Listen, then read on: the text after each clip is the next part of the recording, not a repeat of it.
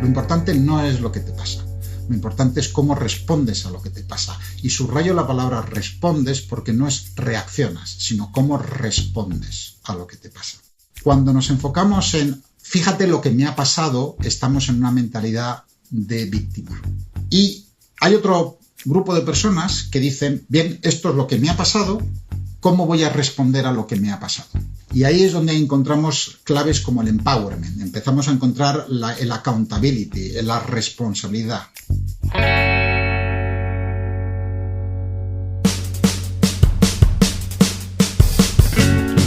Soy Jon Cuervas Mons y esto es Intercambio Iónico, un podcast donde entrevistaré a algunos de los emprendedores y CEOs más importantes de España y Latinoamérica.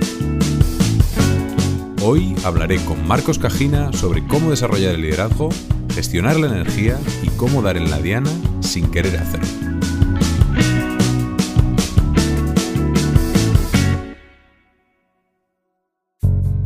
Marcos Cajina es fundador y presidente de Renewal, una red internacional de aprendizaje de liderazgo, y es también profesor en el Instituto de Empresa. Ha recibido en 8 ocasiones el Teaching Excellence Award. En su carrera profesional destacan sus 14 años trabajando en Ford y desde 2001, ya enfocado en el liderazgo, ha trabajado en 30 países para más de 100 empresas como Acciona, Amadeus, BCG, Disney, Google, ING, Kellogg, Monsanto, etcétera, etcétera. Es una referencia mundial en liderazgo y tiene una experiencia muy amplia como coach de altos ejecutivos. De hecho, lo conocí a través de Almudena Román. Muchas gracias, Almudena, porque yo creo que esta entrevista va a ser súper interesante y a la vez inspiradora. Hola, Marcos. Bienvenido a Intercambio Iónico. Buenos días, Jon. Gracias por invitarme. Gracias, Almudena, por referenciarme también y poder tener la oportunidad de seguir aprendiendo juntos, ¿no? Y seguir intercambiando impresiones, porque el mundo del liderazgo es extremadamente simple y lo hemos hecho extremadamente complejo. Entonces, es unas grandes paradojas del liderazgo, ¿no? Así que yo encantado de poder contribuir con mi granito de arena. Pues vamos a intentar empezar fuerte, porque cuando Almudena me habló de ti, lo primero que hice es mirar tu perfil de LinkedIn. Y entonces, que además es tu foto de perfil, que estás practicando tiro con arco. ¿Qué significa el tiro con arco para ti? El tiro con arco que hago, que es una escuela japonesa. De hecho, mi profesor es la 21ª generación de artesanos del arco para el emperador de Japón. Es un arte marcial muy antiguo, casi unos 500 años esta escuela, más o menos, si recuerdo bien. Y como muchas de las cosas japonesas, es un arte contemplativo. Y el arte contemplativo me permite hacer 2 cosas. Primero, volver a centrarme en un mundo cada vez más descentrado. Con lo cual me da la oportunidad de volver a centrarme, volver a estar conmigo y practicar algo que en el mundo nos está resultando cada vez más difícil, ¿no? Que es el silencio. La práctica se hace en silencio, con lo cual a veces podemos estar hasta 7 días, o incluso 14 o 15 días cuando practicamos en Francia, en silencio. Entonces te permite centrarte, te permite parar, te permite contemplar. Y contemplar lo definimos como no solo esa reunificación fisiológica de tus centros neuronales, sino que a un nivel mucho más cotidiano es la oportunidad de parar para poder pensar, para poder contemplar las cosas con mayor perspectiva y ganar claridad. Fisiológicamente me ayuda mucho a relajarme, me ayuda mucho a cambiar el ritmo, ¿no? Entonces, lo llevo haciendo 11 años, he hecho otras muchas artes marciales, pero esta me permite enfocar y luego liderar o gestionar cosas con el que el liderazgo nos enfrentamos, ¿no? Cómo darle al blanco sin querer darle al blanco, ¿no? Que son las grandes paradojas japonesas, ¿no? Y entonces en el mundo de la empresa hay que conseguir el resultado, hay que conseguir el enfoque. Bueno, ¿y cómo se hace eso sin estresarnos? ¿Cómo hacemos eso con elegancia, con gracia, ¿cómo hacemos eso sin hipotecar nuestro bienestar, ¿no? Entonces, esas paradojas me sirven mucho también para iniciar trabajo con equipos y conversaciones con directivos, ¿no? ¿Cómo trasladar eso al mundo empresarial? Y sé que empezaste también con las artes marciales muy pronto, con 7 años. ¿Cómo empezaste? ¿Por qué empezaste? ¿Tuviste a alguien que te llevó a eso? ¿Salió de forma natural? Pues mira, esto es como todo en la vida. Yo cuando era chiquitín era muy delgadito y como delgadito pues era presa fácil de los grandes. Entonces pues como era muy delgadito y era poca cosa, pues los grandes pues me daban collejas y bueno, pues me quitaban el bocadillo en el recreo y lo típico, ¿no? Entonces pues ahora se le llama bullying y se le llama todo tipo de cosas, ¿no? Y un día pues yo fui a mi casa llorando como niño pequeño, mamá, me han quitado el bocadillo del recreo. Y mi madre, pues básicamente me dijo, pues aprende a defenderte. Y entonces eso se me quedó y entonces pues me apuntaron a las clases de judo que había en el colegio. Tuve la inmensa suerte de ser alumno del pionero del judo en España, el profesor Roland Burger, que fue campeón de Europa y luego fue campeón de Estados Unidos senior. Y de la mano de él, pues empecé a aprender cómo defenderme, ¿no? Y cómo defenderme de una manera pacífica, ¿no? No rompiendo cabezas, sino de una manera muy regulada, muy interesante, la verdad. Y ahí, así es como empecé, no me vino una inspiración divina, sino que era pura supervivencia en el patio del colegio. Sí, no, estaba pensando si la idea de los mentores, ¿no? Porque también luego me hablabas de la meditación, que también empezaste a meditar muy pronto, o sea, que es algo como, bueno, tampoco era algo, puede que ahora se conozca más la meditación o el mindfulness, pero cuando tú tenías 14 años no era algo común y menos para alguien de 14 años, ¿no? Ahí ¿cómo llegas a la meditación? Pues la meditación, pues también, nada glamuroso, ¿no? Yo creo que hay muchas veces en la vida, por lo menos en mi vida, es cosas de sentido común, ¿no? En mi casa había muchas peleas, había mucha tensión, como en otras muchas familias, ¿no? No todo va bien en los matrimonios. Y yo necesitaba un espacio para poder gestionar todo eso, ¿no? Para poder tranquilizarme. Y a mí me encanta leer y desde pequeño pues empecé a leer mucho y daba pues con toda esa parte interna de las artes marciales, ¿no? Para aquellos que no conozcan las artes marciales, es muy parecido al liderazgo. El liderazgo tiene dos caras, la parte externa, que es la parte de competencias, es el saber hacer las cosas, y luego la parte interna, que es el carácter, el espíritu, la templanza, podemos poner todo tipo de atributos ahí, ¿no? Y entonces, pues leyendo, pues yo que pues quería ser pues como pues estos grandes maestros, ¿no? Y yo veía de pequeño también el pequeño saltamontes y kung fu y todas estas cosas y dije, bueno, pues un día pues quise ser kung fu, me senté en la cama, crucé las piernas y cerré los ojos y digo, bueno, pues ¿y ahora qué hacemos, no? ¿Y esto cómo funciona, no? Y la verdad es que mi primera experiencia así fue muy de tranquilidad, muy de estar a gustito conmigo y al día siguiente repetí y al día siguiente repetí y entonces empecé a cogerle el hábito y poco a poco empecé a descubrir todo esta forma de introspección interna. Ahora se llama mindfulness, que es prestar atención plena. Pero la meditación tiene muchísimo más recorrido, ¿no? Entonces, pues, pero por ahí empecé, fue pues pura inspiración de la lectura, de los héroes que leía, de los grandes samuráis, y digo, pues mira, pues yo también quiero ser como esto, ¿no? Entonces, pues me puse y me gustó, y desde entonces no he podido dejarlo. ¿Y ahora cómo lo practicas? Por entender un poco cómo lo haces a diario. Recuerdo hablar con Almudena, que ella usaba un dispositivo para poder ver las ondas cerebrales, me parece, para entender un poco cómo lo estaba haciendo. ¿Cómo lo practicas?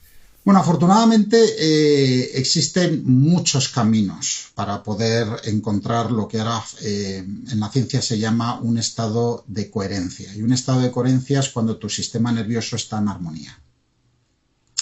Hablamos del sistema, la rama autónoma, es nuestro sistema autónomo. Y como tú sabes, afortunadamente es autónomo, es decir, Va por libre porque no tenemos tiempo en nuestro aspecto consciente para poder dirigir el hígado y la melatonina y que si el cortisol, pues afortunadamente esto funciona, ¿no? Y ahora lo que yo estoy ayudando a muchos ejecutivos es precisamente a traer ciencia a todo este aspecto de encontrar ese estado de equilibrio. Y entonces hay aparatitos que lo que te permiten es ver tu estado de coherencia. Ese estado de coherencia lo que hace es maximizar tu poder cognitivo, porque todos sabemos que cuando estamos nerviosos pensamos peor, y cuando estamos con miedo pensamos poco, y cuando estamos aterrorizados ya no pensamos nada. Somos puramente reactivos. Y luego nos lamentamos, perdemos los papeles, chillamos, hacemos daño a la gente a la que queremos, y entonces esto nos ayuda a regularnos, que es el término técnico. Y para eso hay dispositivos que te permiten, a través de la respiración, que es una de las 6 puertas para poder acceder conscientemente al sistema autónomo, podemos regular nuestro sistema nervioso. Y la expresión popular está ahí, ¿no? Estoy de los nervios, estoy roto por los nervios, ¿no? Me ponen los pelos de punta, es que pierdo los papeles. Entonces todas estas cosas son indicativos de que perdemos esa capacidad de regularnos y estar en ese estado de coherencia. Y ese estado de coherencia es la antesala de lo que se llama el fluir, que es un estado fisiológico, que es lo que estoy introduciendo en el Instituto de Empresa, es la fisiología del liderazgo como forma de entender nuestro cuerpo como nuestro amigo al alto rendimiento. Es decir, cuando vemos a las personas de alto rendimiento, todas llevan un cuerpo. Los Rafa Nadal y toda esta gente, cada uno que identifique su heroína o su héroe, aquella persona, llevan su cuerpo, ¿no? Entonces, y en el mundo empresarial a veces se nos olvida que tenemos un cuerpo y es como que solo es cabeza, ¿no? Entonces, cuando empezamos a traer el cuerpo, cuando empezamos a traer todo eso, pues permite a la gente acceder a ondas cerebrales diferentes, a una variabilidad del ritmo cardíaco diferente, y eso lo hacemos a través de biofeedback. Entonces, el ejecutivo tiene una práctica y va viendo el resultado. Cosas que me cuentan, pues antes solía chillar, ahora ya no chillo. Antes mi mujer no me hablaba, ahora parece que me quiere un poco más. Entonces, pues cosas oye, estoy empezando a notar que duermo mejor. Tengo el caso de un cliente que empezó a darle a la bebida, que es una forma de atenuar nuestro sistema nervioso, y dejó de beber, ¿no? Se bebía media botella de whisky todos los días por el estrés. Es una forma de pacificar nuestro sistema nervioso con un alto coste paralelo. Entonces, esto lo estamos trayendo, estamos enseñando a la gente a templar los nervios, que el que juega al WOD pues lo sabe, ¿no? Es decir, si tengo que invocar o estoy templado, que es una palabra que ya se usa poco en el castellano, la templanza, ¿no? Cómo traer eso para tener los nervios templados, los nervios de acero, todas estas expresiones. Entonces sí, estoy ayudando a la gente a encontrar ese estado. Y en cuanto a tu práctica, o sea, un poco para entender tus hábitos que te permiten conseguir ese equilibrio, ¿cuáles son los más importantes en tu día a día? No sé si es tu rutina mañanera, porque tienes una serie de hábitos. O sea, ¿cómo lo explicarías tú para explicar tus hábitos diarios y los importantes? Bueno, hay un aspecto que para mí es innegociable. Una de las particularidades del liderazgo es que el liderazgo nos enfrentamos a problemas y polaridades. Problemas son todas aquellas cosas que tienen por lo menos una solución. Es cómo hacemos que este robot en la planta de fabricación haga las cosas con mayor rapidez.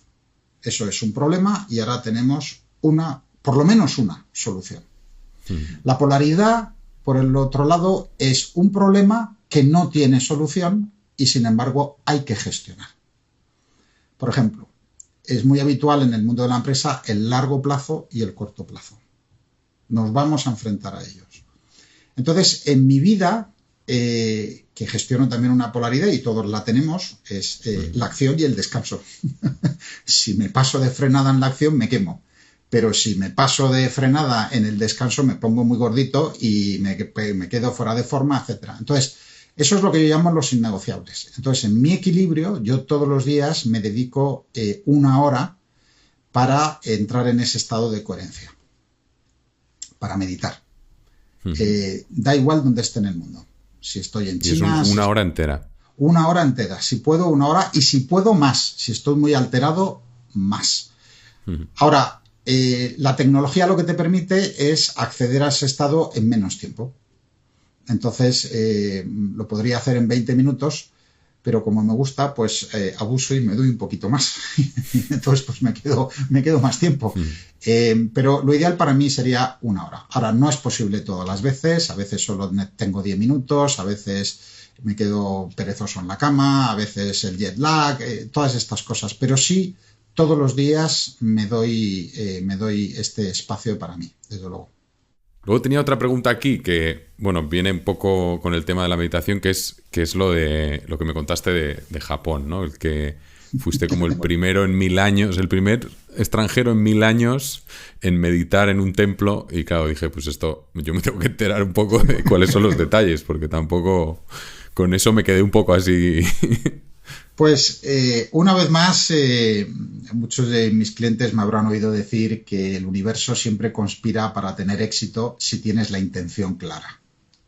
Y muchas veces ese universo, ahora la física cuántica lo llama el campo de las posibilidades, cada uno y las diferentes tradiciones lo ha llamado de otras maneras, con lo cual que cada uno le llame como quiera, pero parece ser que hay una especie de consenso de que hay un campo donde se precipitan posibilidades. Y eso depende de tu intención. Si tu intención es clara, pues es como que se activa el programa, es como que vas al videoclub y de repente bajas la cinta que justo te estaba esperando, y es muy interesante como muchos de nosotros hemos tenido lo que llamamos sincronicidades, ¿no? Que de repente estás pensando en un amigo y de repente va y a los 2 minutos te llama, ¿no? Bueno, ¿y cómo ha podido suceder eso? Matemáticamente las probabilidades son bajísimas y sin embargo sucede.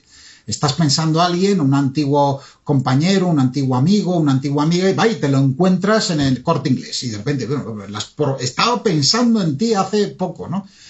Pues yo fui a Japón con la intención muy clara de tener un viaje mágico. Y entonces pues fui con un grupo muy pequeño de personas que teníamos una inquietud de profundizar en esos aspectos internos de la cultura japonesa. Hay gente que lo llama espiritualidad, hay gente que lo llama esencia, hay gente que lo llama carácter. La palabra es lo de menos, pero es esa búsqueda de algo más allá de lo superficial, ¿no? Ir a la esencia, al core que algunos llaman ahora, ¿no? Y fue un viaje, pues íbamos todos con la intención muy clara de abrirnos a que el mundo nos regalara o ese campo de probabilidades, posibilidades, mejor dicho, nos regalara cosas, y fuimos a un monasterio donde bueno, pues los japoneses hacen lo de siempre. El turista viene, está en la antesala, y yo iba en aquel entonces con una persona que era el líder del grupo, que era una persona espiritualmente desarrollada, profesor de meditación, etcétera. Pues iba con ese grupo y sincronías de la vida. Llaman al abad, el abad sale, y esto lo recordaré siempre con un contacto que yo llamo contacto esencial. Cuando dos personas elevadas se reconocen y contactan, es un auténtico regalo de ver, porque se ve, se palpa, se siente la comunicación, el reconocimiento mutuo, y a partir de ahí el abad con Roshi, que es maestro y abad, pues muy amablemente pues intercambiaron 3 palabras, con un inglés, el japonés, de aquella manera. Teníamos un estupendo guía, uno de los mejores del mundo, la verdad, que también es otra de las puertas, que este es amigo de los tesoros vivientes de Japón. Y en apenas 5 minutos, tampoco se me olvidará la cara del guía, ¿no? Porque de repente traduce que nos abren las puertas del Zendo. El Zendo es el área de meditación, que era la primera vez que se abrían a los occidentales, o a ningún occidental en 1000 años. Entonces nos dieron instrucciones de qué hacer, claro, porque eso está... ¿Qué cara puso el guía ahí? Bueno, el guía estaba como diciendo... Estaba en estado de shock. El guía no daba crédito. Dice, esto es, vamos, esto es inadmisible, no inadmisible, es inconcebible, es la palabra que estaba buscando. Y ahí estuve. Estuvimos una hora meditando en un sitio pues antiguo, viejo, bien cuidado, pero con una esencia, con esto que llaman algunos científicos el éter, ¿no? Hay algo en el ambiente, hay algo denso que se marca, ¿no? Que se siente, que se palpa, pues de 1000 años de gente entrando ahí a meditar y meditar y meditar y meditar. Y entonces hay algo en el campo, una densidad, es como las noches de tormenta en la naturaleza, ¿no? Que se nota, hay algo que está cargado en el ambiente. Pues fue una experiencia magnífica. Y lo gracioso es que el guía durante la cena no hacía más que hablar de, bueno, es que esto es imposible, es que esto no doy crédito. Porque según nos dijo, luego después yo me hice amigo de él, no ha vuelto a suceder. ¿Vuestro maestro dijo algo? O sea, bueno, nuestro maestro lo que dijo básicamente fue que ese campo de posibilidades tenía que ser, ¿no? Tenía que ser. Entonces, cuando hay una intención clara y se da la sincronía y hay esa conexión y hay ese momento, y nosotros fuimos extremadamente respetuosos, o sea, y se notaba. Y para mí fue uno de mis grandes regalos de mi primer viaje a Japón, ¿no? Es un viaje que lo recordaré y esa fue una anécdota, ¿no? Y esto es lo que hablo mucho también con mis clientes. Es decir, nosotros como líderes, esta es una parte que probablemente hablemos de ese crecimiento del líder, pasar de la infancia a la adolescencia. Y en la adolescencia empezamos a ser conscientes de que somos creadores de nuestra vida. Entonces, al ser creadores, necesitamos aprender y cómo creamos nuestra vida. Entonces, yo creo que ahora las empresas están reflexionando sobre cuál es el propósito de nuestra organización. Hacer dinero, ya hemos demostrado que podemos hacer dinero, maximizar el valor del accionista, eso está muy bien, y es insuficiente. Hay algo más que podemos seguir creciendo, no solo haciendo más dinero, sino hay más dimensiones que podemos abordar, ¿no? Pero probablemente lo hablemos un poco más tarde. Pero esa fue la anécdota. No nos dejaron hacer fotos, una historia muy bonita. Por lo cual no hay constancia documental de nada, pero bueno, me llevo yo la experiencia. No nos dejaron ni llevar teléfonos ni nada de nada, obviamente. Imagínate que sacas el teléfono ahí. Bueno, es que, no puede ser. Se arrepentirían. Sí.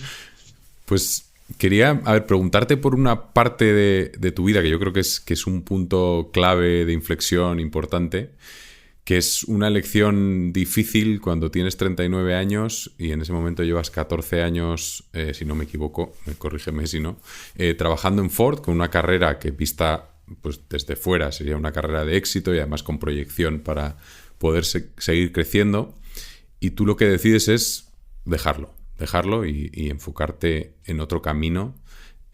¿Cómo ocurrió? ¿Qué es lo que se te pasó por la cabeza? ¿Qué era lo que tenías en mente en ese momento? Esa es una magnífica pregunta. Yo he tenido mucha suerte en mi vida, si pudiéramos llamar suerte, si es que eso existe, ¿no?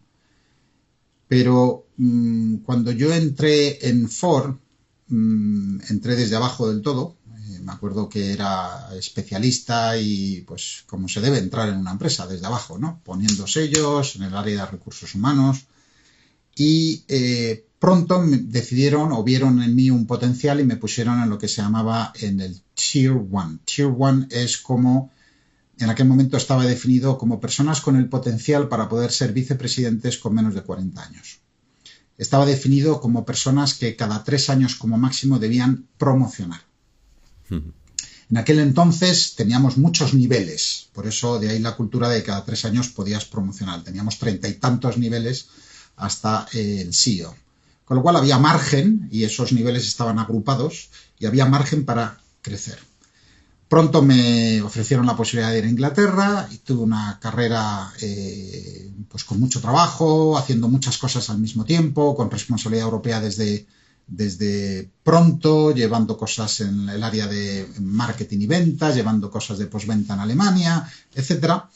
Y me sugirieron obligaron a volver a España y para ser el gerente más joven en el área de recursos humanos, ¿no? Reportando al presidente de la organización, con la idea de que me quedara solo en España 3 años para seguir promocionando, porque esa era mi carrera.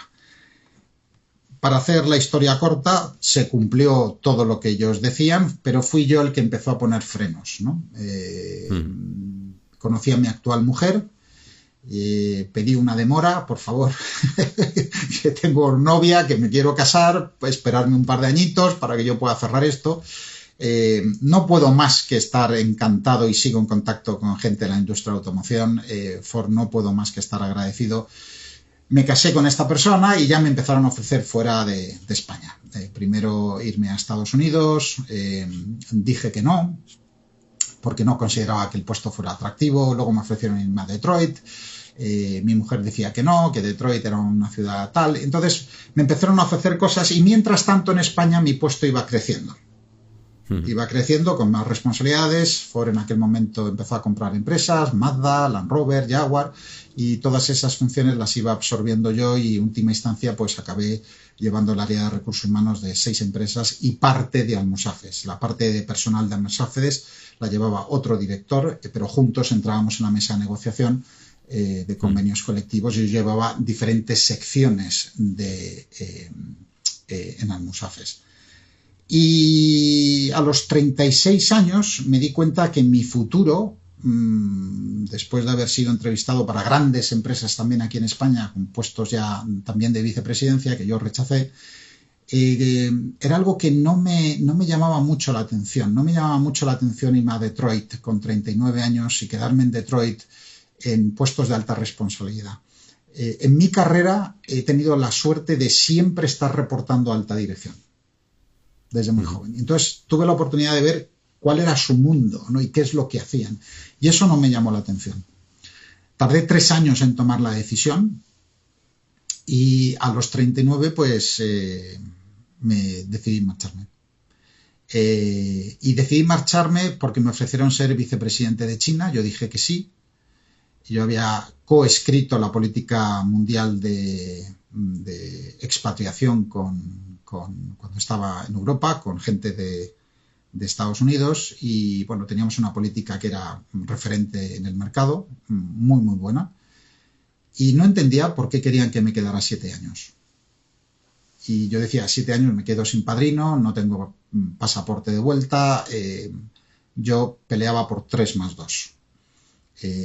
No llegamos a un acuerdo y eso me sorprendió, sinceramente. Y entonces decidí, obviamente, después de rechazar un puesto en Inglaterra, después de rechazar otro puesto en Detroit, después de rechazar lo de China, pues llega un momento en que estás bloqueando el puesto y entonces hay que marcharse. Y me marché.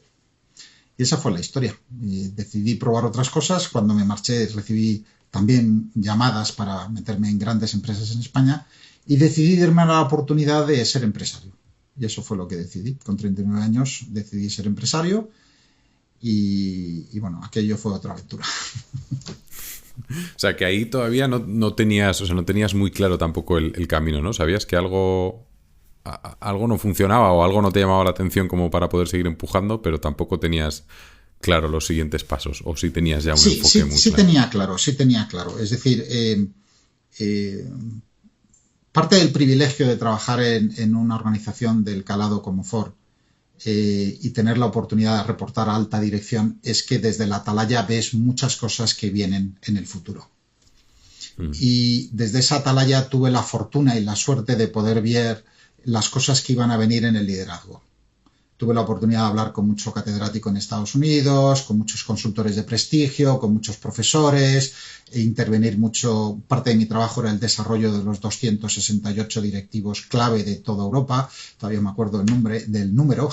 Y entonces, pues, todo eso yo era responsable de la planificación del desarrollo de estos directores generales, vicepresidentes, etcétera. Y esos planes yo los reportaba al vicepresidente corporativo y se presentaban en Detroit, con lo cual estaba en primera línea. Y todos esos planes a mí me dio la oportunidad de cotejar, de hablar, de ver el futuro. Y entonces me di cuenta de que venía un futuro donde los directivos o los líderes se les abría una oportunidad magnífica de crecer.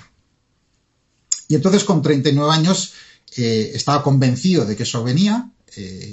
Yo fui probablemente uno de los 10 primeros coaches en España, ya en el año 90 y tantos conseguí la certificación, empezamos a traer aquí cosas, coaching en España, porque empezábamos a ver el futuro. No, y esto a lo mejor desencanta a algunos. Yo no tenía la bolita de cristal, lo que tenía era una muy buena atalaya con buenos prismáticos y podía ver lo que venía. O sea que ese era mi único mérito, ponerme los prismáticos y ver. Y entonces pues decidí crear una empresa que ayudara a la gente a poder adaptarse a los cambios que venían, como así se ha demostrado, ¿no? El mundo del liderazgo ha cambiado radicalmente y totalmente, ¿no? Entonces, en ese sentido, me alegro de haber acertado, ¿no? Esto me recuerda mucho a una historia muy parecida e interesante que contaba John Maxwell, otra persona clave en el mundo del liderazgo, que por cierto pondré el link en las notas, no os preocupéis. Él se dio cuenta con 40 años que no estaba satisfecho con su carrera, pero en concreto se dio cuenta de que tenía que cambiar su forma de liderar, que hasta entonces había tirado el carro, empujado con toda la energía, había conseguido que le siguiera mucha gente, pero que lo que realmente tenía que ser capaz de hacer es de convertir en líderes a los demás, que ese es el líder de verdad y no el que crea followers. Y a partir de ese momento empezó a tener éxito mundial en sus libros, charlas y hasta ahora que tiene 74 años. Me gustaría conectar esto con la definición que hace Marcos de la resiliencia, que es la gestión inteligente de la energía. La energía necesaria para cambiar, evolucionar y superar momentos difíciles. En los próximos minutos hablo con Marcos de otros momentos importantes de cambio, maduración y de cómo afrontarlos.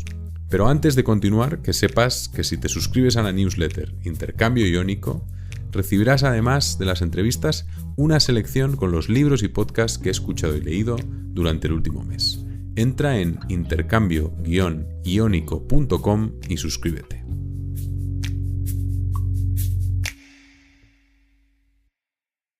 Tengo un amigo que de hecho se convirtió en mi mentor, que me decía: todo gran multimillonario te podrá contar como mínimo 3 quiebras. Y esto me lo contaba cuando yo decidí ser empresario y quebré. Y quebré y viví 2 años y medio, casi 3 años de pobreza. Y pobreza, y cuando digo pobreza, es todo lo pobre que se puede ser en España sin estar durmiendo en la calle, para ponerlo en contexto. Apenas tenía un par de euros para con mi mujer tomarnos un café compartido en Starbucks. Ese era el nivel de pobreza. Tenía para comer lo justo y tenía para pagar el alquiler lo justo. Y no teníamos más. Esto genera una tensión, o me generó a mí una tensión interna de cuestionarme el éxito. ¿Qué es el éxito? Y si había fracasado. Porque de cara a los estándares de la sociedad, pues era un fracasado. Es decir, has abandonado un puesto que te va bien, mucha tensión familiar, como es normal, mucha tensión en el matrimonio, lo cual es normal, muchas noches sin dormir, cuestionándote qué es el éxito, qué es para ti el éxito, y sobre todo enfrentándome a mis grandes miedos, ¿no? Y ahí es donde empecé a darme cuenta del valor de la resiliencia. La resiliencia es esa gestión inteligente de tu energía, definiendo energía como esas dimensiones física, emocional, mental y, llamémosle, espiritual o esencial, ¿no? Y existe una energía y, bueno, pues es evidente. Si no duermes, pues estás cansado. Y si estás cansado, piensas peor y acabas leyendo el mismo correo 8 veces y no te has enterado de nada. Si mentalmente estás fatigado, y ahora hay 5 disfunciones cerebrales que se están dando mucho en los últimos 3 años, se nos olvidan las cosas, tenemos una necesidad de tomar azúcar, etcétera, etcétera.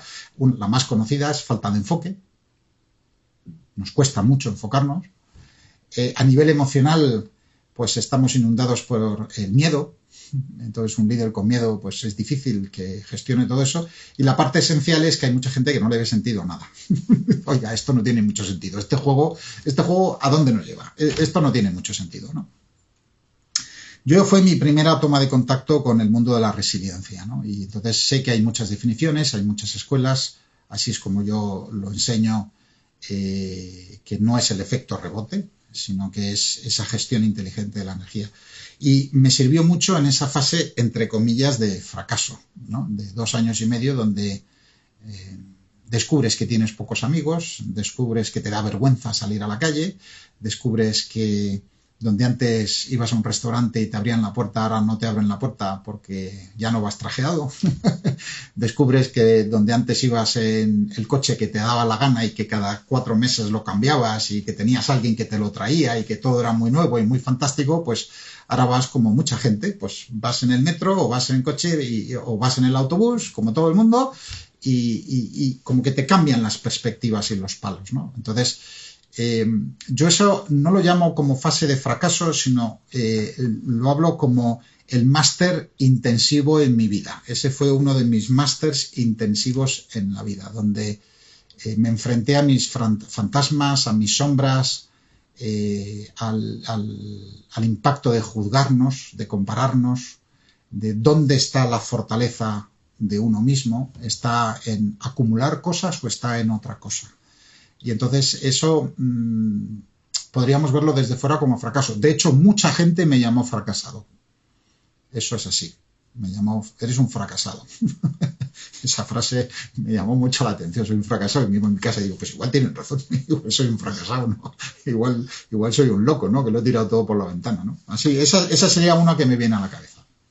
Luego hay otro punto que viene un poco enlazado con esto, que es la idea de a ver, es muy importante tener muchas experiencias como las que hablábamos del fracaso y poder ir pasando por muchas como sistema de aprendizaje, ¿no? Pero hay gente que pasa por muchas situaciones o muchas experiencias y que no aprende, ¿no? Porque la clave al final no es tener muchas experiencias, sino aprender de ellas. Yo estoy empezando, no recuerdo dónde lo leí, pero estoy empezando a hacer una cosa con mis hijos que tienen 5 y 7 años y entonces lo que hago es cuando tienen una experiencia que veo que es importante para ellos, les pregunto qué es lo que más te ha gustado de esa experiencia y por ahí entras por el lado positivo y luego les pregunto qué es lo que has aprendido de esta actividad, ¿no? Un poco para tratar de hacer que reflexionen, ¿no? Lo importante que es esa parte de reflexión. No sé ahí si tienes pistas o alguna cosa relacionada con este cómo aprender de las experiencias, que no es solo que ocurran, es que aprendas de ellas.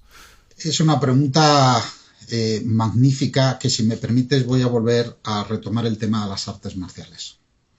He tenido la suerte de también dar clases a niños, he tenido la suerte de dar clases a los huérfanos de la Guardia Civil cuando ETA estaba en su pico, pongámoslo de esa manera. He tenido la suerte de trabajar con maestros, dándoles clases yo siendo un chavalín, instruyendo a cuerpos de élite también. Y una de las cosas que siempre les digo es, y que sigo diciendo ahora en el liderazgo, lo importante no es lo que te pasa. Lo importante es cómo respondes a lo que te pasa. Lo voy a volver a decir porque yo creo que esto es muy importante. Lo importante no es lo que te pasa. Lo importante es cómo respondes a lo que te pasa. Y subrayo la palabra respondes porque no es reaccionas, sino cómo respondes a lo que te pasa. Cuando nos enfocamos en fíjate lo que me ha pasado, estamos en una mentalidad de víctima. Es que fíjate lo que me ha pasado, es que no sé qué, y normalmente empezamos a echar balones fuera. Yo no tengo ninguna responsabilidad. Fíjate lo que me ha pasado a mí. Pobrecito yo, Calimero. Esto es lo que me ha pasado. Y hay otro grupo de personas que dicen, bien, esto es lo que me ha pasado, ¿cómo voy a responder a lo que me ha pasado? Y ahí es donde encontramos claves como el empowerment. Empezamos a encontrar el accountability, la responsabilidad. Entonces, también he tenido la fortuna de trabajar con APAs, donde yo les decía a los papás y a las mamás que lo más importante es que el niño aprendiera a ser su mejor amigo o amiga. Porque muchas veces los niños, con tal de conseguir el amor o la validación de su entorno, que para ellos es muy importante, no admiten el haber cometido un error. Y de ahí viene el perfeccionismo que luego se ve en el mundo empresarial. Ese control excesivo, ese command, el que aquí no se cometen errores, ¿no? Aquí hay que hacerlo bien a la primera. Oye, mire. Y luego hablamos de agilismo, está todo el mundo aterrorizado, oiga, si nadie se atreve a hacer nada. Entonces, muchas veces le digo a los niños que antes que la aptitud, con P, va la actitud con C. Y esa actitud es lo que hace que uno sea ganador o que sea perdedor. El ganador tiene esa actitud, se ve mucho en el tenis, se ve mucho ahora con los Juegos Paralímpicos, se ve con los Olímpicos, es decir, los equipos, la capacidad de sobreponerse, ¿no? ¿Cómo respondo a lo que nos pasa? Entonces esa actitud pasa muchas veces por ser tu mejor amigo. Y muchas veces nos juzgamos, sacamos el látigo, nos hablamos muy mal, nos tiramos hacia abajo, no tenemos autoestima, nos decimos es que somos tontos, es que tal, y todo ese lenguaje nos lleva al círculo de víctima. Y entonces estamos sin poder personal, vamos a la deriva, no tenemos un norte, la vida es un asco, etcétera, etcétera. Digo, pues bueno, depende de la actitud.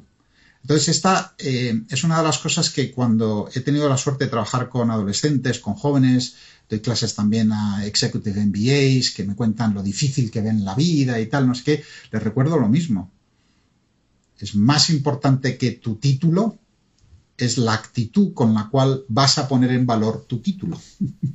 Entonces, al final las empresas acaban contratando gente con una buena actitud. Y a eso es otro diálogo. ¿Qué es una buena actitud? ¿No? Pues la buena actitud es sobreponerse, la resiliencia, aprender. Y si tenemos un hábito de juzgarnos, no vamos a querer parar para aprender.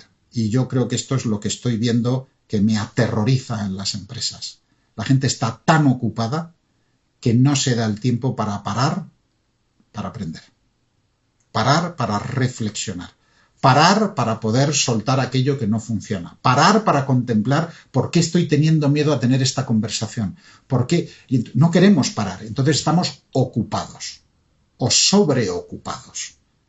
Y lo utilizamos como excusa para no parar. Entonces, eso no sé si contesta a tu pregunta, un poquito largo, pero yo creo que es importante, ¿no? Sí, Porque... sí que contesta. No, es una reflexión muy interesante. Además, en la siguiente parte lo que íbamos a entrar un poco es en ver qué cosas más aplicables podemos tratar un poco de este tema. Pero hemos hablado de muchas ya con tu propia historia, ¿no? Pero porque hemos hablado de liderazgo, resiliencia, meditación, educación. Entonces la idea es tirar ahora un poco de tu experiencia como coach, ¿no? Como profesor de liderazgo, y ver cuáles pueden ser las palancas más importantes, la aplicabilidad de todo esto, que la gente que nos escucha pueda apoyarse, ¿no? En lo que vamos a comentar para también impulsar su desarrollo ellos mismos, ¿no? O por lo menos empezar.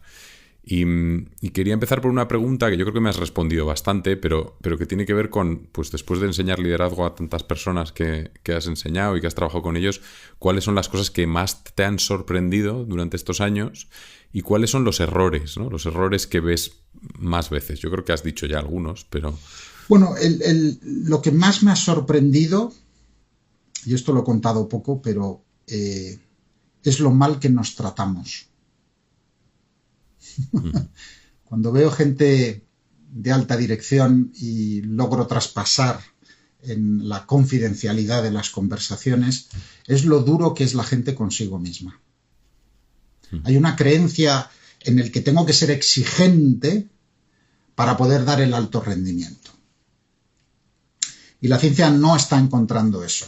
Sí, lo que pasa es que ahí hay un tema fundamental que es porque la exigencia o la disciplina es importante, pero luego cuando yo me ha pasado meditando, cuando después de meditar veo cómo es mi diálogo interno, veo la forma en la que me estoy exigiendo, nunca lo haría con los demás. O sea, me estoy exigiendo de una manera en la que me hablo a mí mismo, pues me doy feedback como no se debe dar feedback, por ejemplo. O sea, que el cómo, porque exigirse y ser disciplinado es importante, pero el cómo te tratas a ti mismo, yo creo que ahí es donde hay muchos fallos y donde hasta que no haces una reflexión interna fuerte y estás tiempo pensando cómo lo estás haciendo, te das cuenta que no eres compasivo contigo mismo y que te estás metiendo caña con unas chorradas o con temas o de formas que no son en las que te ayudan a mejorar, que lo que te ayudan es a, pues sí, iba a decirlo mal, pero a apretar ahí y decir, pues no sé, no a solucionarlo, ¿no? Fíjate si lo que sacas es importante. Si volvemos al mundo de las artes marciales, cuando uno empieza las artes marciales, uno está haciendo dos cosas al mismo tiempo: aprender la técnica y desarrollar su carácter. En Japón, cuando llegas a cinturón negro, empiezan lo que se llaman los danes, ¿no? Que es como la progresión dentro del cinturón negro. Y luego ya pasan a cinturón blanco-rojo o rojo o en última instancia blanco otra vez. Se cumple el círculo. Una de las cosas que aprendí en Japón es que cuando llegas a cuarto dan, básicamente has completado toda tu experiencia técnica. Ya has visto todo lo que este arte tiene, la técnica. Cuando pasas a ser quinto, sexto y séptimo dan, realmente la forma en la que vas progresando es porque estás desarrollando tu habilidad para enseñar la técnica de una manera eficaz a otras personas. Pero cuando llegas a octavo dan, que es el hanshi, que es cuando ya te llaman maestro, lo que menos les importa, y de hecho en Japón a mí me contaban en algunos centros donde entrenaba, que ser cuarto dan era absolutamente despectivo, o sea, la técnica les da igual. Es ese carácter que es muy importante. Entonces, cuando llegas a octavo dan, lo de menos es la técnica. Están calibrando algo más, lo invisible. Y cuando yo he tenido la fortuna de estar con grandes maestros espirituales en Japón o con hanshi, octavos danes y tal, y he tenido esa oportunidad, hay algo que emana de esto, que en el liderazgo se llama la presencia. Hay algo que emana de este líder. Es un cultivo interior. Ahora, cuando uno entrega con japoneses o con chinos, porque podríamos hacer un concurso a ver quién de los dos son más crueles, una de las cosas que aprendes es que no tienes tiempo para maltratarte. Haces algo mal, son muy severos contigo, pero no te dan espacio para que te empieces a flagelar, porque ellos saben que en el momento que te empieces a flagelar, te acabas de bloquear. Lo que hacen es, vuelve a hacerlo. Se enfocan en la acción, vuelve a hacerlo, vuelve a hacerlo, vuelve a hacerlo, vuelve a hacerlo. Y una vez estuve viendo el entrenamiento de la Gimnasia Rítmica Deportiva Española, el equipo nacional, y entrenaban de la misma manera. Hacían mal un ejercicio y vuelve a empezar. Que la niña lloraba porque le había salido mal, perfecto, descarga la tensión, llora lo que tengas que hacer, hala, otra vez a la barra. Pero en nuestra sociedad, en el momento que alguien lo está pasando mal, intentamos rescatarlo. Intentamos proteger que pase por ahí. Pobrecito. Pero es que eso forma el carácter. Lo que la gente necesita no es que te apiades de esa persona, lo que necesita es el apoyo compasivo. Yo te apoyo con compasión, entiendo lo que estás pasando, pero otra vez. Entonces, veo que tenemos esta tendencia a flagelarnos, a castigarnos si algo ha salido mal. Y eso lo único que hace es retrasar, bloquear o impedir nuestro crecimiento, porque lo único que nos va a ayudar a ser un chef de primera, como ahora que le han dado a David el mejor chef del mundo, estoy seguro que si le preguntáramos es volver, practicar. Y en el tiro con arco esto es un estupendo ejercicio para ver los ejecutivos cuando tiran la flecha y no dan al centro, se cogen unos globos. Porque están a 2 metros, o sea, es que no es que estén a 40, es que están a 2 metros. Y dice, pero ¿cómo puedo fallar? No, es que este arco está mal. Y entonces empezamos a echar balones fuera, en vez de vuelve a tirar, no te atasques. Entonces ahí está toda la ciencia de la autocompasión que afortunadamente se está desarrollando en todo su esplendor, porque el mindfulness sin compasión nos ayuda para poder enfocarnos, pero con lo que encontramos necesitamos de esa autocompasión, que no es autolástima, porque la compasión es un factor ejecutivo. Hago algo al respecto. Tengo la valentía de ver lo que no está funcionando y la voluntad de hacer algo al respecto. El tener autolástima es irnos de copas con unos amigos y luego, después de la noche, me voy a otro día con otros amigos a seguir contando y relatando, fíjate lo que me ha pasado, es que yo, es que cuál, es que necesito más dinero, es que mi jefe, es que esto, empezamos a echar balones fuera. Y por lo tanto, no progresamos de una manera rápida. Entonces, cuando, por ejemplo, en el Kyudo, cuando tiras y no le das, estás perfectamente pétreo. No hay emociones. ¿Por qué? Porque tu concentración va a la siguiente flecha. Es decir, no te atascas. Entonces, en el momento que no te atascas, conseguimos algo que las empresas quieren, que es el agilismo. Sí, sí, no, es curioso porque aquí yo veo una conexión directa que me lo he planteado alguna vez, pero claro, yo vengo de haber estudiado arquitectura, de haber visto procesos creativos y haber estudiado muchos procesos creativos y ver cómo la creatividad es lo mismo al final. La creatividad, cuando hay muchos arquitectos muy conocidos mundialmente como si fueran individuos que tienen una parte creativa muy importante y que ellos dibujan algo y eso es lo que va a misa. Pues lo que tienen son unos sistemas de práctica de tener 50, 100 estudiantes brillantes haciendo prueba, error, repitiendo todo el rato. Y así es como se llegan las cosas especiales y increíbles, ¿no? Es cuando hay eso detrás y está en la base de la creatividad al final, que es el repetir constantemente, y así es como se consiguen cosas. Y nadie está echándoles la bronca.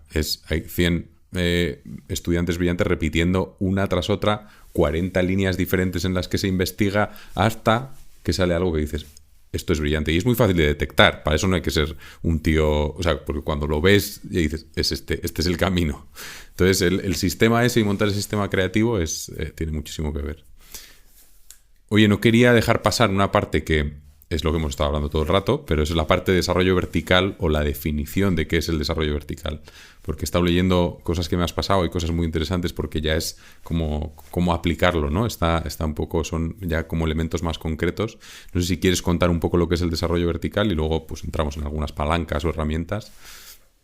El desarrollo vertical, la mejor analogía que se me ocurre es el vaso. Si yo tengo un vaso y ese vaso lo lleno de agua y el agua representa contenido, representa conocimientos, ese conocimiento depende de la capacidad del vaso. Ahora, si yo ese vaso ya lo lleno de conocimientos y me voy mañana a hacer a un congreso o me voy a hacerme un Executive MBA o me voy a lo que sea, si ese vaso está ya rebosante y sigo echando agua, lo primero que voy a olvidar es lo último que he metido, porque es lo que se sale. Con lo cual, lo que se queda en esos vasos son los hábitos, lo que nos resulta cómodo, nuestros paradigmas, lo que decimos que somos nuestra personalidad. Porque lo que pongo en ese vaso sale. Con lo cual, eso justifica un poco cambio en las personas. ¿Por qué? Porque lo último que he hecho es lo primero que sale. Y siempre estamos, parece, como que atascados y empezamos a justificarnos, bueno, es que es mi personalidad, es que esto siempre lo he hecho así, es que siempre lo he mirado así. El desarrollo vertical lo que hace es expandir el vaso, de tal manera que ya tienes mucho espacio para meter más conocimiento y además ya no tienes tanto miedo de añadir agua que va a diluir esos hábitos, esos paradigmas, porque ya hay mucha más agua allí de la que había antes. Con lo cual, le tienes menos apego a ser tú mismo. Eso en el liderazgo vertical se llama el aumento de la capacidad. Soy capaz de hacer más cosas sin morir en el intento. Entonces, a unos lo llaman el crecimiento de tu consciencia, soy más consciente. A mí me gusta llamarlo madurez. Voy madurando. La consciencia, aquí nos volvemos a enganchar en qué significa consciencia, etcétera, etcétera. Yo lo llamo madurez. Voy madurando. Entonces, un nivel de consciencia de un niño pequeño es yo, y es normal en su momento de madurez. Muchos papás y mamás se darán cuenta que cuando llega un amiguito y le dices a tu hijo que comparte el juguete, dice, ni de broma, es mi juguete, es mío, es más, me gusta el juguete de mi amigo que también me lo voy a quedar yo. Entonces, esto parece un absurdo, pero ¿cuántos líderes encontramos que son egocéntricos? Que todo gira en torno a ellos o a ellas. Soy yo soy el protagonista, presidencialismo. Y entonces se establece un nivel de liderazgo en base al nivel de conciencia de la cúpula de ese liderazgo. En el otro extremo de mayor madurez serían aquellos líderes que están más integrados, que están en lo que llamamos una unidad, ¿no? Que ya se funden con el todo, ¿no? Y podemos ver gente que pudiera estar de liderazgo, pues pues es difícil identificar algunos, pero pues desde luego en la fase integrativa pues podríamos hablar de los Gandhi, de los Mandela, de los Martin Luther King, San Vicente Ferrer, y seguro que hay muchos heroínas y héroes que no necesitan ser famosos, que tienen esa conciencia sistémica, que es decir, sale más de mí, soy yo, el sistema, la colectividad, el bien común, el mayor bien de todos los involucrados. Por ejemplo, en el mundo actual contaminamos el planeta. Cuando vemos en la tele que abren la casa de alguien que tiene su casa llena de basura, le decimos, pobrecillo, sufre con el síndrome de Diogénesis. Vive rodeado de basura. Bueno, estoy seguro que si viniera un marciano y viera el planeta, dice, ustedes sufren el proceso de Diogénesis, porque su planeta lo están convirtiendo en un basurero. Entonces, el que ha crecido gana perspectiva y lo ve todo de una manera mucho más sistémica. Hay algo aquí que no cuadra. Tenemos que cerrar el círculo, tenemos que regenerar, tenemos que, etcétera. Pero el que está abajo del todo, en un nivel de madurez muy básico, yo me como la tarta y me como toda la tarta, porque la tarta es mía. Oiga, pues mire, pues no. Entonces, eso es lo que es el liderazgo vertical, es ir ayudando a las personas a ir ganando una madurez de tal forma que pasan por diferentes estadios y luego ahí tener los académicos que lo empiezan a complicar mucho más, Will Torbert, Anderson y Adams, Suzanne, o sea, hay muchos que están hablando de diferentes niveles, pero básicamente, bien sean 5, bien sea 7, lo que estamos hablando de es esa, lo que yo llamo madurez, vamos ampliando el vaso. Muy bien, oye, pues ya para terminar esta parte, tenía aquí apuntadas 3 palancas o 3 herramientas importantes que comentaba Jennifer Garvey Berger en una entrevista con Shane Parrish. Pondré en las notas del podcast todas las referencias porque no lo digo otras veces, pero estará ahí en el post porque si no... Y ella hablaba justamente de la teoría del desarrollo adulto y también hablaba de desarrollo vertical, bueno, que es un poco lo mismo, ¿no? Y hablaba de 3 palancas clave. La primera era hacernos preguntas diferentes, que esto, claro, es curioso porque para mí yo empecé el podcast para eso. O sea, al final es como aprender a preguntar, ¿no? Y aprender a escuchar. Entonces, al final, hacernos preguntas diferentes es la 1. La segunda sería tener en cuenta múltiples perspectivas. Y la tercera, ver los problemas como sistemas. Serán un poco las 3 palancas. No sé cuáles son importantes para ti, si lo compartes, si hay como... Aparte de esas 3, yo diría que hay otras 3 que para mí son importantes. Una, tener la valentía para parar. Hoy la sociedad no te va a aplaudir si paras. Parece que vivimos esta carrera alocada donde si uno para, pierde. La ciencia ha demostrado que las personas de mayor efectividad son aquellas que desarrollan el hábito diario de parar a reflexionar. Cuando yo trabajaba con Stephen Covey y el creador de los 7 hábitos de la gente altamente efectiva, tenía una frase que para mí me parecía demoledora. Decía, ¿qué sentido tiene subir la escalera rápidamente para descubrir en la cima que estaba apoyada en la pared equivocada? No se puede decir más en menos. Entonces, ¿qué sentido tiene subir una escalera alocadamente para descubrir en la cima que está apoyada en la pared equivocada? No tiene sentido.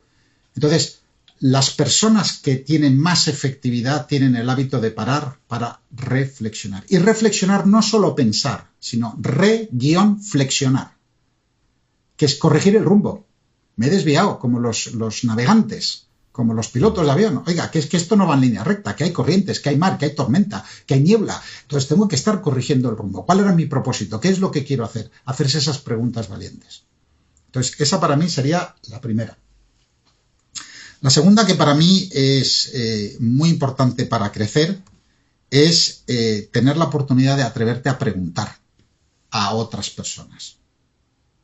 Eso te va a llevar inmediatamente a la vulnerabilidad. Es decir, oye, ¿tú esto cómo lo ves? ¿Qué opinas? Oye, mira, es que estoy tal, no sé qué. Y de ahí viene la importancia del coaching. El coaching es un peloteo donde la otra persona te hace preguntas que te ayudan a reflexionar, pero ellos te hacen preguntas que si eres un buen coach se la devuelves a la gallega y entonces están ahí como y les ayudas a hacerse preguntas importantes. Y luego la tercera que yo diría es que la única forma de crecer es mediante la acción. Y esto es muy importante, y volví a lo del tiro con arco. ¿Te ha salido mal? Siguiente flecha, siguiente flecha, siguiente flecha, siguiente flecha. Y vivimos en un mundo donde leemos demasiado y hacemos muy poco. Acumulamos conocimiento, pero los lingüistas dicen que la acumulación de conocimiento no genera acción. Entonces, una cosa es ser erudito y otra cosa es ser sabio. El sabio se fundamenta en la acción. Y me temo que hoy, más que líderes, necesitamos sabios que estén en puestos de liderazgo para que pongan un poco de luz a este aparente caos y desorden que estamos viviendo, ¿no? Entonces, acumular conocimiento es la primera fase, no es el destino. Lo que es importante es la acción. Y esa acción trae consigo el ser compasivos porque te vas a equivocar. Te vas a equivocar. Entonces, ¿qué más da? Pues corriges, aprendes, sigues creciendo. Entonces, hace poco pasé por un centro deportivo y había un niño de 7, 8 años jugando al tenis con el entrenador. Y era muy, muy divertido porque la raqueta era enorme y este chavalín cogía la raqueta y entonces el entrenador le ponía la bola, el chaval le daba a la red. Siguiente bola a la red, siguiente bola, y yo estaba ahí y llegó un momento el niño que dice, es que se van todas a la red. Y entonces el profesor le dice, pues ¿y qué tienes que hacer? Y digo, pues no darle a la red. Y digo, pues cambia, dale un poco más arriba. Y entonces pone la bola y de repente pasa al otro lado y dice, ¡ah! Y entonces, pero bola, bola, bola, bola. Y entonces yo creo que debemos ocuparnos menos, porque estamos muy ocupados, y aprender más. Y yo creo que eso es lo que va definiendo el virtuoso, el artista, la persona que admiramos. Da el golpe justo en el momento justo para conseguir lo justo. Y yo creo que eso es la máxima expresión de liderazgo. Es el saber hacer en el momento adecuado, con las personas adecuadas, con los recursos adecuados. Y discernir cuándo es el momento adecuado requiere de reflexión, de aprendizaje. Con lo cual, esas serían mis tres palancas.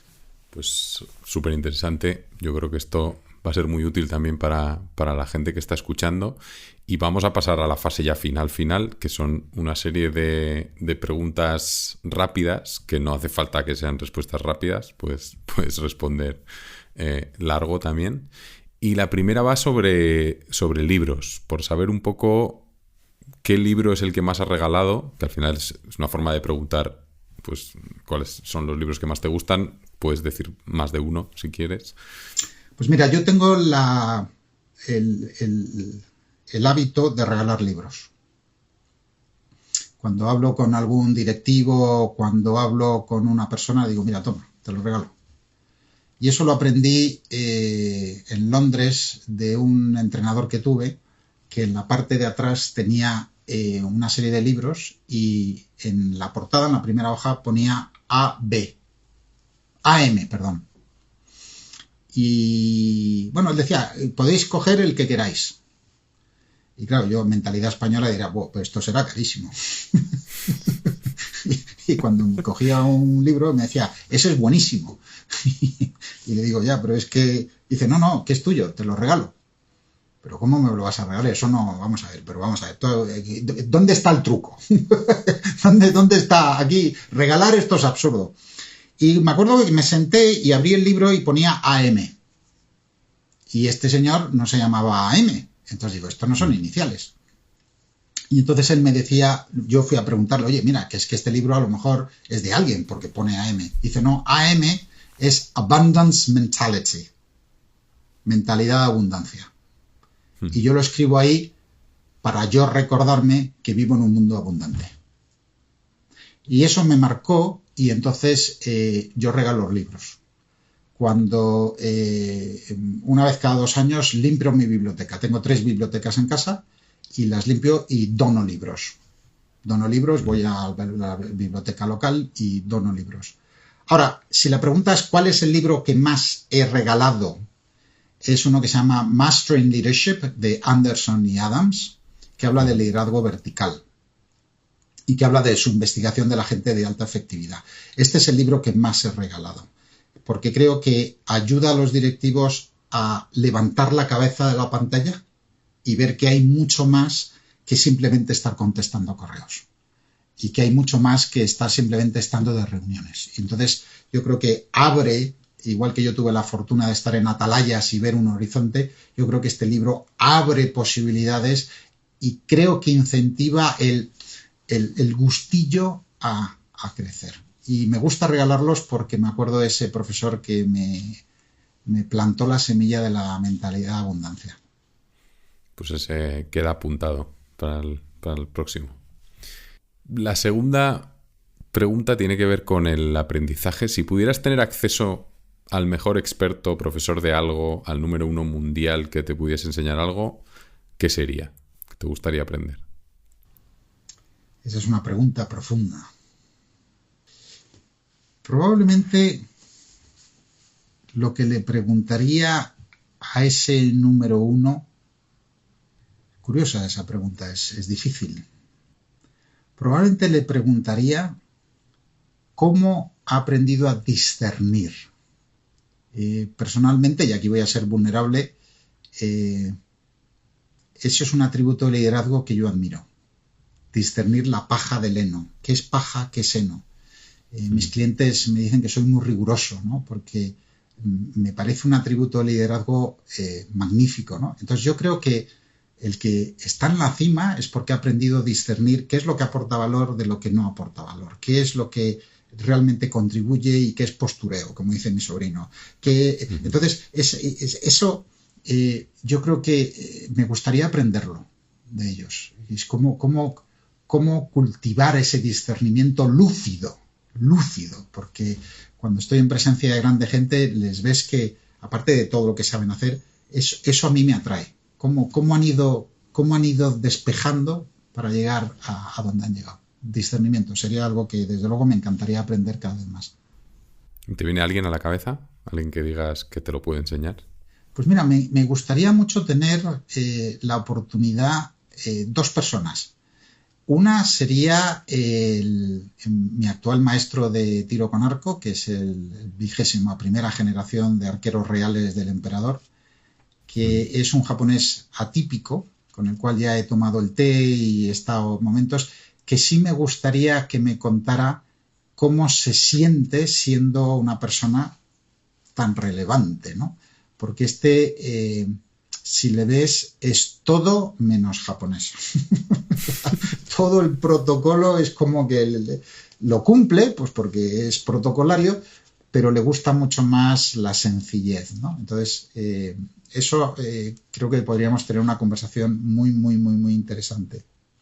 Y luego la segunda persona que a mí me gustaría tener la oportunidad de entrevistar sería una persona que quizás no vuelva a encontrar. Y te digo esto porque tuve la suerte, otra sincronía, de estar comiendo al lado de un monje budista que acababa de salir de un retiro de 3 años, 3 meses y 3 días. En soledad, en silencio, en Tíbet. Y llevaba en el mundo occidental, no sé si llevaba 10 días. O sea, creo que era su primer evento. Y yo le veía a este individuo y por respeto a su silencio y a esa presencia que emanaba, yo solo me atreví a hacerle una pregunta, que es, ¿y ha merecido la pena?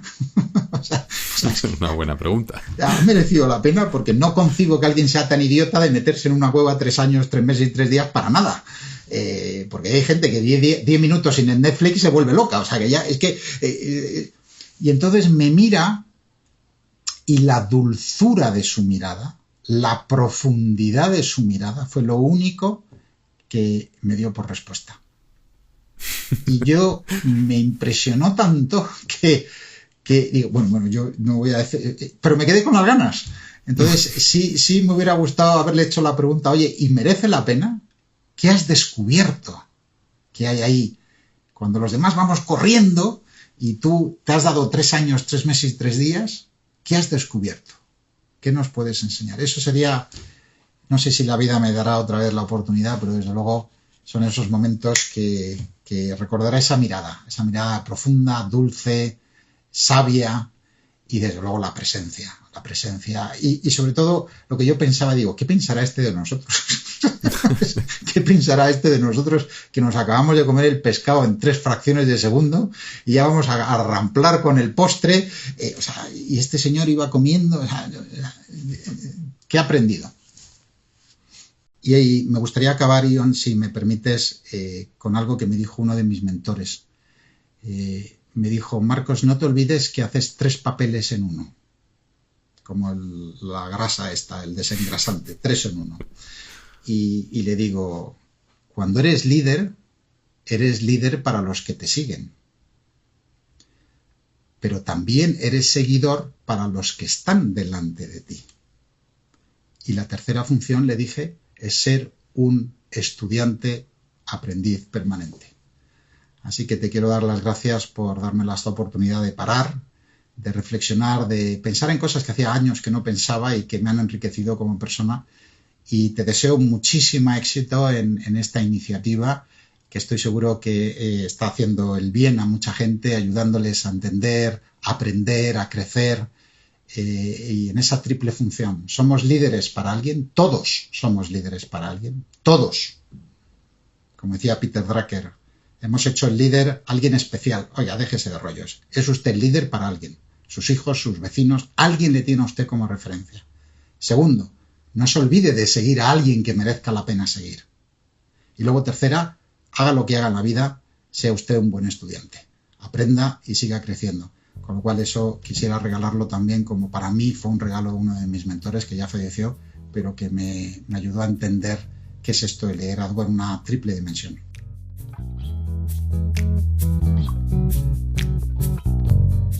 Muchas gracias, Marcos. Creo que es el punto perfecto para terminar y espero que os lo hayáis pasado tan bien como yo.